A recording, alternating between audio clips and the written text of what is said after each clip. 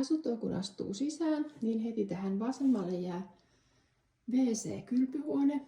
Käydään siellä sitten myöhemmin. Ja sitten samoin tämmöinen kodinhoitokomero, missä on paikka pesukoneelle. Ja siellä on myös pesukone, jos haluaa, että se jää. Sitten tässä oikealla on eteiskaapistoa ja säilytystilaa. Nämä on ihan irtokaapistoja, että näitä voi sitten siirrellä miten haluaa, jos myöhemmin haluaa. Sitten tullaan tähän varsinaisen asunnon puolelle. Tuonne oikealle jää keittiö, kurkataan sinnekin. Vasemmalle jää keittiö, kurkataan sinne hetken päästä. Tässä on 2 ikkunaa. Tämä on tosi valoisa asunto. Ja sitten olotilat jää tänne perälle. Tuolla on vanha kakluuni.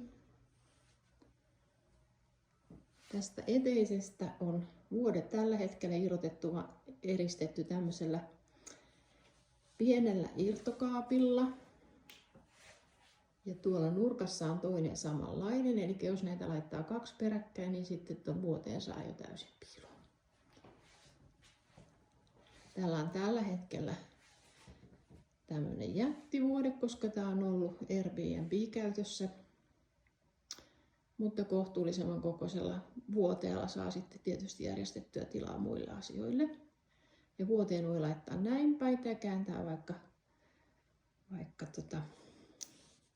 mikä se nyt on, että kun nyt tämä menee niin kuin seinän suuntaisesti, niin seinää vastaankin se mahtuu täällä olemaan.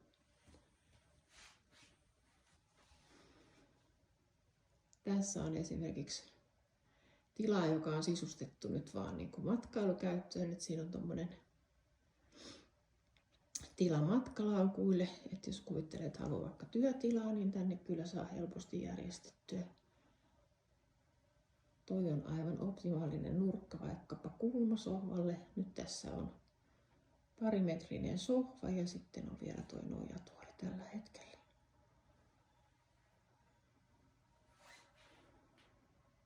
Pöytäkin on iso 4 hengen pöytä, että jos sen kääntää vaikka seinää pitkin menemään, niin saa taas jo paljon lisätilaa tai pienemmällä pöydällä toki. Sitten kurkistetaan tämä keittiö. Tämäkin on hyvin siisti. Täältä on maisemat yli kaupungin kattojen, jossa on tavallista kaappitilaa. Nurkassa on sellainen kattila. Miksi sitä sanotaan? Karuselli. Ja tuohon tiskialtaan alapuolella on tulossa vielä tiskikone. Sitten on isohko jääkaappi ja pieni pakastin ja hylly mikrolle. Kaikki on puhdasta ja ehjää. Nyt voidaan palata takaisin kohti eteistä ja tosiaan nämä kaapistot tässä on kaikki irtokaapistoja ja ne voi niin kuin jäädä asuntoon jos haluaa, mutta niillä voi tosiaan niin kuin sitten tätä huonejärjestystä aika helposti muutella. Etenkin jos ottaa sitten vielä tuolta nurkasta ton yhden irtokaapin jonon jatkoksi ja käyttöön. Ja tää on tällä hetkellä aika tällainen väljästi sisustettu, mutta helposti saa kyllä järjestettyä lisätilaa työpöydille ja mitä nyt sitten on niitä omia tarpeita.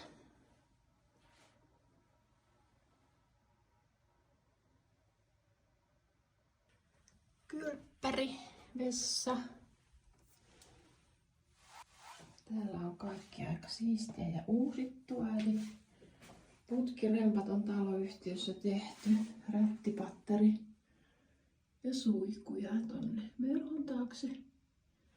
Sitten kurkataan eteisen niin sanottu kodinhoitokomero. Ja siirrytään sen jälkeen taloyhtiön yhteisiin tiloihin.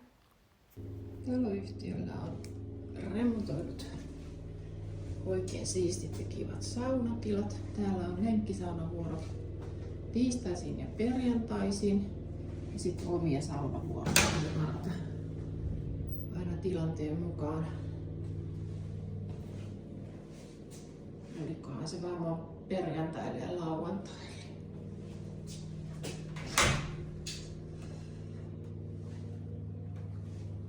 Tällaiselta näyttää saunassa. Taloyhtiön pesutuvassa on iso kuivausrumpu ja pesukone. Asuntoon kuuluu 2 varastokomeroa, joista toinen on alakerrassa tämmöinen lämpöisen tilan perinteisempi komero. Ja toinen on sitten tosi tilava semmoinen vinttikaton alle jäävä vinokomero, joka on siis talvella aika viileä, kun se on suoraan siinä katon alla. Sitten on myös tämmöinen pyöräkellari. Taloyhtiöllä on tämmöinen yhteinen sisäpiha, missä on siis kukkia ja keinoja ja oleskelutilat. Sitten on myös sähkögrilli. Ja halutessaan saa ilmeisesti osallistua myös kaupunkiviljelyharrastukseen. Täällä voi myös kuvata pyykkiä. Tää on siis keskellä tällaista vanhaa puutalokorttelia.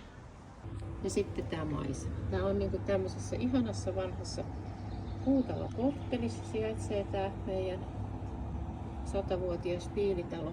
Mutta sitten nämä maisemat katselee kuitenkin myös tonne kaupungin horisonttiin. Siellä näkyy Nokia-areenasta lähtien moderni Tampere, mutta tää on vähän tämmönen oma pieni lintukoto, missä asustellaan.